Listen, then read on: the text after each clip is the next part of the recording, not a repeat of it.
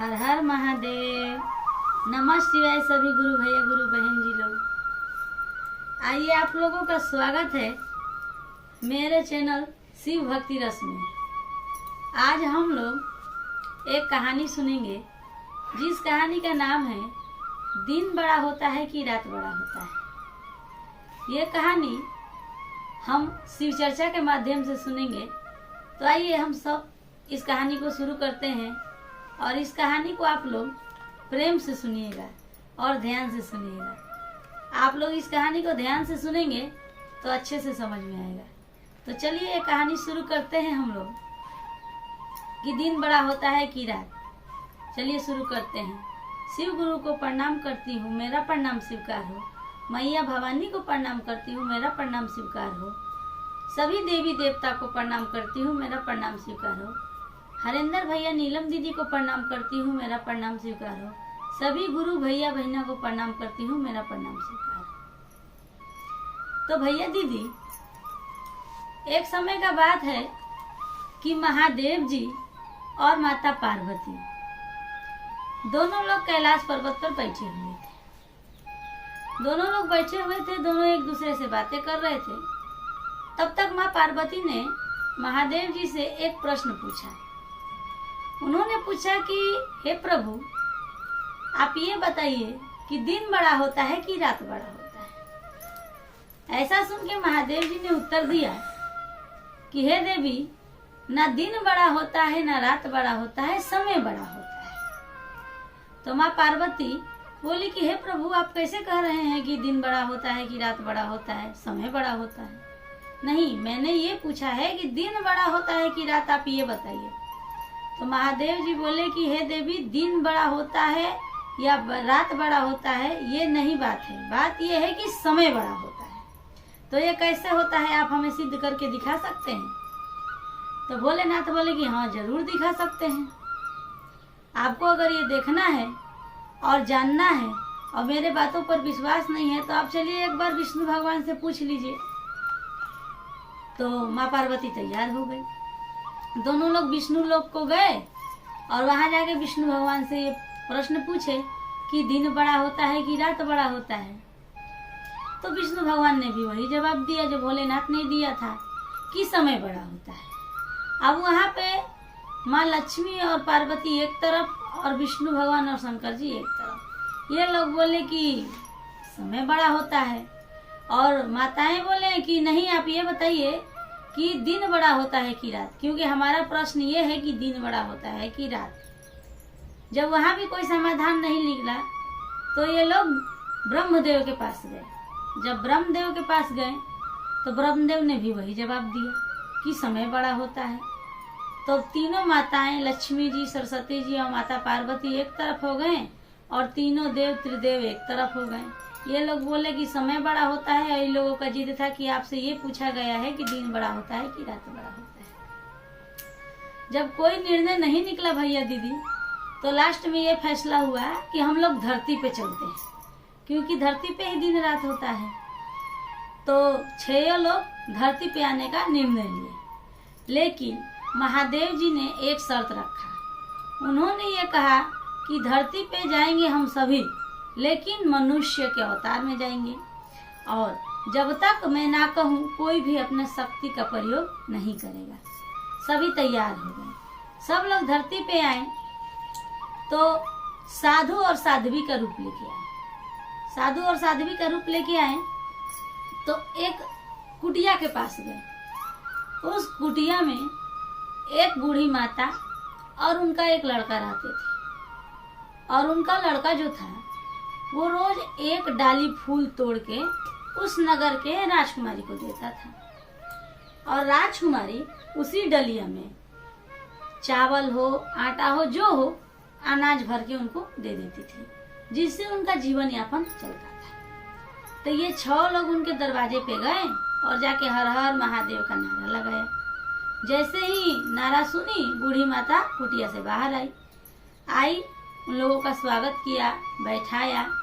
शाम हो रहा था तो भोजन बनाई और सबको खिला दी। तो एक डाली जो सुबह में मिला था वो तो बना के वो बूढ़ी माता ने उन लोगों के सामने परोस दिया अब ये माँ और बेटे दोनों भूखे रह गए, क्योंकि उनके घर में उस चावल के अलावा कुछ भी नहीं था। जैसे जैसे रात हुआ वैसे वैसे वो लड़का को भूख लगने लगा, और भूख से वो लड़का बिलगने लगा और अपनी माँ से कहने लगा कि माँ, ये रात कितना बड़ा हो रहा है कि जल्दी सुबह भी नहीं हो रहा है। अगर जल्दी सुबह हो जाए तो मैं फूल लेके जाऊं और कुछ लेके आऊं, जिससे कुछ बने तो मैं खाऊं। ऐसा कह करके वो लड़का इधर से उधर छटपट कर रहा था। और ये चीज भोलेनाथ माँ पार्वती को बुलाकर दिखाए कि हे देवी देखो, आज ये लड़के के पास कुछ नहीं है खाने को, ये भूख से कितना बिलग रहा है, और ये रात जो है जो खत्म होने का नाम नहीं ले रहा है। तो माता पार्वती बोली कि हे प्रभु, इससे कहाँ सिद्ध हुआ कि समय बड़ा होता है। तब भोलेनाथ बोले सिद्ध होगा, देखना, अभी ये देख लो। कैसे भी करके सुबह हुआ तो लड़का फिर एक डाली फूल तोड़ के ले गया और नगर के राजकुमारी को दिया। नगर के राजकुमारी ने फिर उसमें अपने दासियों से चावल भेंट करवा दिया, और वो चावल लेके आया, जल्दी जल्दी बना। तब तक ये 6 लोग फिर नहा धवा के रेडी हो गए, वहाँ बैठ गए तो बूढ़ी माँ ने फिर इन्हीं लोग को खाना खिला दिया। अब लड़का को तो भूख के मारे जान निकल रहा था। वो अपने माँ को बोला, माँ आपने ये खाना उन लोगों को खिला दिया, मैं भूखा रह गया। तो माँ बोली, देखो बेटा, हमारे यहाँ अतिथि देवो भव का रिवाज है। हमारे दरवाजे पे कोई आए तो पहले हम उनका स्वागत करते हैं, बाद में अपना सोचते हैं। तो पहले उनको तो खिलाना ही पड़ेगा। जब उन लोगों को खिला दिए उसके बाद ये लोग भूखे रह गए। अब सारा दिन भी उस लड़के को नहीं कट रहा था। वो लड़का बोल रहा था, बताओ कब ये दिन खत्म हो और कब ये रात खत्म हो कि मैं कल जाऊं और फिर कुछ लेके आऊं तो मैं खाऊं और ये लोग यहाँ से जाए। तो वो लोग वहीं रुक गए। अब जो लड़का है वो भूख से छटपट कर रहा था। करते करते शाम हो गया। शाम को तो खाने को कुछ था ही नहीं, तो क्या बनाएगी बूढ़ी माता। तो शाम को सभी लोग भूखे थे। जैसा रात हुआ तो माताओं को भी भूख लगा, क्योंकि वे लोग तो इंसान के रूप में थे, और वो बूढ़ी माँ और बेटा तो अगले दिन से ही भूखे थे, तो उनका भूख का क्या कहना है। तो माँ पार्वती बोल रही है महादेव से कि हे महादेव, आज रात सच में कितना बड़ा हुआ है कि सुबह ही नहीं हो रहा है। तो महादेव जी बोले कि क्यों पार्वती जी, क्यों नहीं दिन आपका हो रहा है। तो देखिए ना, आज कब से रात हुआ है और आज जल्दी सवेरा हो ही नहीं रहा है। महादेव जी कहे अच्छा ठीक है, हो जाएगा सवेरा। सवेरा हुआ तो वो लड़का क्या काम किया, आज वो 2 डाली फूल ले लिया। 2 डाली फूल लेके गया उस नगर के राजकुमारी के पास। तो राजकुमारी बोली कि लगता है ये लालची होता जा रहा है, पहले तो 1 डाली फूल लाता था, 2 डाली लाया है, चलो कोई नहीं 2 डाली इसको दे दो। तो दोनों डाली में फिर उसको अनाज मिला। जल्दी वो घर को भाग के आया और माँ को दिया। माँ बनाई और सब लोग खाए, सबका हो गया। जब वो लड़का भी खा लिया, माता भी खा ली, तीनों लोग, ये लोग माताएं भी खा ली और प्रभु भी खा लिए, तो सबका आत्मा शांति हो गया। दिन तो अच्छे से कट गया। फिर वापस वही रात आया। जब रात आया सबको भूख लग गया। सबको भूख लगा तो पार्वती जी बोली फिर महादेव से कि हे महादेव, कब तक ऐसे रहना पड़ेगा भूखा। हम लोग अपने शक्ति का तो प्रयोग कर सकते हैं, आप इतना अनुमति दे दीजिए। तो भोलेनाथ बोले नहीं, आप आज अपने शक्ति का प्रयोग नहीं कर सकते हैं, क्योंकि आप जो हैं एक इंसान के रूप में हैं और आप एक साध्वी के रूप में हैं। तो आप अपने शक्ति से अभी कुछ मंगा के नहीं खा सकते हैं, क्योंकि आपके साथ साथ ये माँ और बच्चे भी भूखे हैं। तो इनके पास जब कोई शक्ति नहीं है, ये लोग भूखे हैं, तो आपको भी भूखा रहना ही पड़ेगा। तो हे देवी, आप अपने आत्मा को शांत करिए और सुबह होने दीजिए। पार्वती माँ रात भर इधर से उधर छटपट कर रही थी, क्योंकि उन्होंने भोलेनाथ को वादा किया था कि वो जब तक प्रभु नहीं कहेंगे तब तक अपना शक्ति का प्रयोग नहीं करेगी। अगला दिन जब सुबह हुआ और लड़का फूल लेके चला, तो भोलेनाथ ने उसको आवाज लगाई कि ये बेटा इधर आओ। तो वो लड़का भोलेनाथ के पास गया और जाके बोला कि हाँ साधु बाबा बोलिए, क्या बोल रहे हैं? तो मैं ये बोल रहा हूँ कि आज फूल लेके जाना ना, तो राजकुमारी जब तुम्हें चावल देगी तो मत लेना। बोलना कि मुझे चावल नहीं चाहिए, मुझे कुछ और चाहिए। तो क्या मांगूंगा साधु बाबा? तो कहना ना कि मैं आपसे शादी करूंगा। लड़का को बड़ा आश्चर्य लगा सुन के। वो बोला ये साधु बाबा खुद तो पागल हो गए हैं, मेरा भी जन्म मरवाएंगे। अगर मैं राजकुमारी को बोलूंगा कि आप मेरे से शादी कर लो तो मुझे फांसी ही लगवा देगी। ऐसा वो लड़का सोचने लगा। बोला बाबा ऐसा क्यों आप बात बोल रहे हैं? तो साधु बाबा बोले मैं कुछ सोच समझ के बोल रहा हूँ, तुम जाके ऐसा कहना तो सही, पहले कह के तो देखो ये क्या बोलते हैं।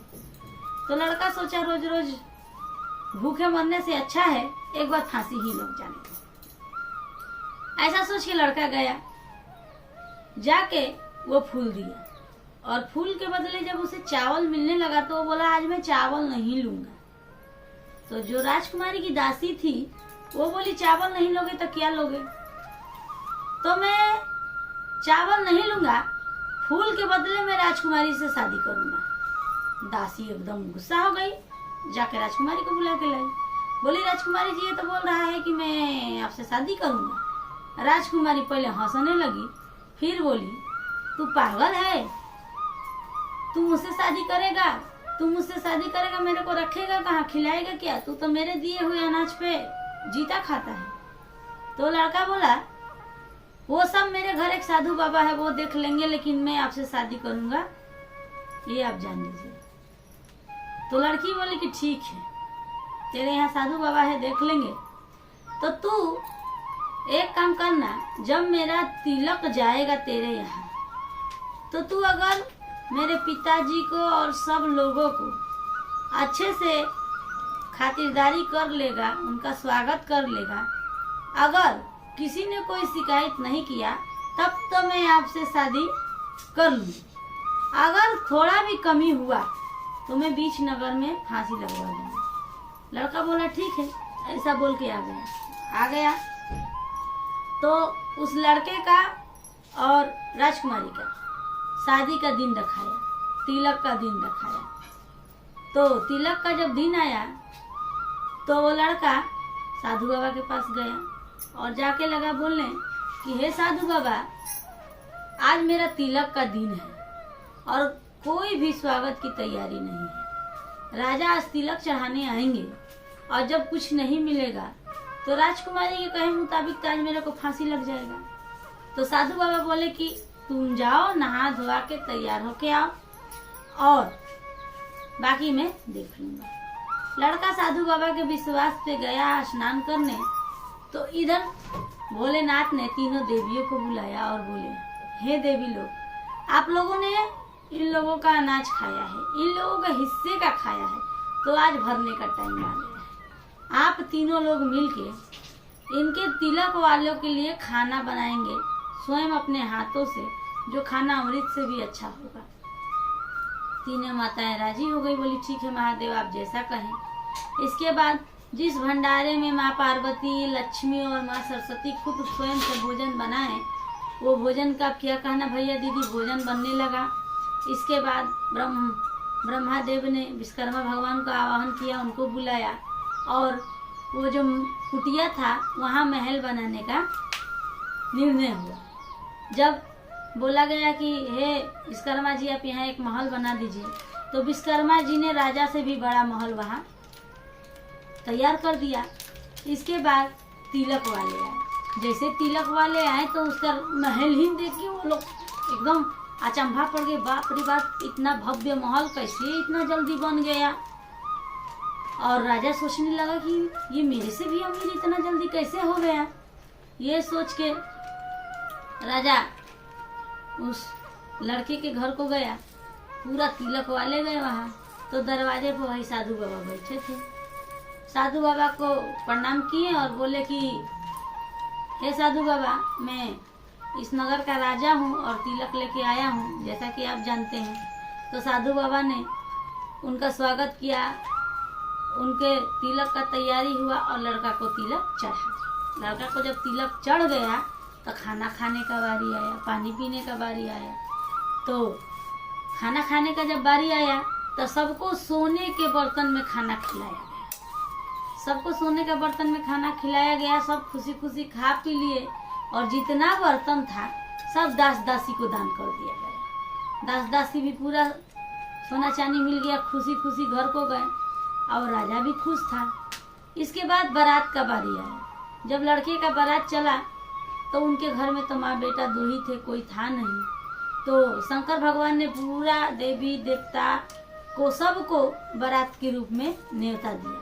सब लोग उस लड़के के बारात करने आए। बारात जब राजा के दरवाजे पे गया तो द्वार पूजा होता है। द्वार पूजा होने के बाद जैसे ही मीठा पानी पीने का टाइम आया तो हनुमान जी को आगे कर दिया गया कि ये शख्स के पेट भर जाएगा, ये पानी पी लेंगे तो हम सब पानी पी लेंगे। तो राजा बोले, हाँ आप ऐसा कैसे बोल रहे हैं साधु बाबा, इनका पेट भरना है तो मामूली बात है, हमारे नगर में इतना कम मिठाई थोड़ी है कि ये इनका पेट नहीं भरेगा। तो साधु बाबा बोले कि ठीक है राजा, आप पहले इनको खिला लीजिए। हनुमान जी मिठाई खाते गए, मिठाई आता गया, मिठाई खाते गए, खाते खाते सारा मिठाई खा गए। राजा के यहाँ के पूरा मिठाई खा गए। उसके बाद उस नगर में जितनी मिठाई की दुकान थी सब उसी रात को खुलवाया गया। सारा मिठाई आया, वो भी मिठाई खा गए। आज से पड़ोस के राज का भी जो मिठाई आया वो भी हनुमान जी खा गए। फिर भी और मांग रहे थे। राजा तो समझ गया कि ये मेरा परीक्षा चालू हो गया। वो तुरंत साधु बाबा के पास गया हाथ जोड़ के कि हे साधु बाबा, आप मेरा इज्जत मत बर्बाद कीजिए, आप मेरी रक्षा कीजिए, इनका पेट कैसा भरेगा ये मेरे को बता दीजिए। आज मैं एक राजा हूँ लेकिन मेरा घमंड टूट गया, मैं एक इंसान का पेट तक नहीं भर पाया। तो साधु बाबा बोले कि ठीक है, आप एक लड्डू लेके आइए, इनका पेट भर जाएगा। तो एक लड्डू लेके राजा गया तो उसमें एक तुलसी का पत्ता दे के और हनुमान जी को दे दिया गया। जब वो खा लिए तो बोले कि हाँ अब मेरा पेट भर गया। शादी विवाह हुआ भैया दीदी। इसके बाद भोजन का जब टाइम आया तो फिर वही हाल बोला गया, इनका पेट भर जाएगा तो सबका भर जाएगा। तो राजा तो पहले से ही एक बार हारा था, वो पहले ही हाथ जोड़ लिया, नहीं नहीं साधु बाबा ऐसा आप मेरा परीक्षा मत लीजिए, आप सभी खाइए और मेरा जीवन धन्य कीजिए, बेटी का शादी कर रहा हूँ, आप मेरे ऊपर यही कृपया कीजिए। तो हनुमान जी को फिर खीर में तुलसी पत्ता दे के उनको भोजन दिया गया और सब लोग खाए पिए आराम से शादी हो गई। अगले दिन लड़की विदाई होके आई और इसके बाद सब अपने घर में खुशी खुशी रहने लगे। और रात में उसी रात में सब अपने अपने जगह खा पी के सोए। और अगला दिन जब हुआ न भैया दीदी, तो लड़का सो के उठा तो क्या बोल रहा है अपनी माँ से कि माँ आज का रात बड़ी जल्दी बीत गया, आज कब सुबह हो गया ये तो पता ही नहीं चला, आज मेरा नींद भी पूरा नहीं हुआ। तो भोलेनाथ ने पार्वती जी को बुलाया, बोले हे देवी अब आप देखो, आपको यहाँ सिद्ध होता है कि दिन बड़ा होता है कि रात। ये दिन भी उस दिन कितना बड़ा था जब हम सब भूखे थे तो नहीं खत्म होता था। और यही लड़का उस रात को बोल रहा था कि ये रात कितना बड़ा है कि कटता ही नहीं है। और यही लड़का आज बोल रहा है कि आज मेरा नींद पूरा नहीं है। तो यहाँ ये सिद्ध हो जाता है कि दिन बड़ा होता है कि रात। तो भैया दीदी, ना दिन बड़ा होता है ना रात, इंसान का समय बड़ा होता है। सबसे बड़ी चीज है समय। थोड़ा भी तकलीफ होता है तो वो समय पहाड़ हो जाता है, और जब हम हंसी खुशी रहते हैं, समय अच्छा होता है तो सब अच्छा रहता है। तो भैया दीदी, आप लोग शिव गुरु से जुड़िए और शिव को अपना गुरु बनाइए। शिव गुरु से जुड़िए और उनका दया पाइए। हर हर महादेव। आप लोग अगर चैनल पे नए हैं तो इसे सब्सक्राइब जरूर करिएगा। आपको कहानी कैसी लगी मेरे को कमेंट करके बताइएगा, और पसंद आए तो लाइक करिएगा, सब्सक्राइब करिएगा। हर हर महादेव। नमः शिवाय।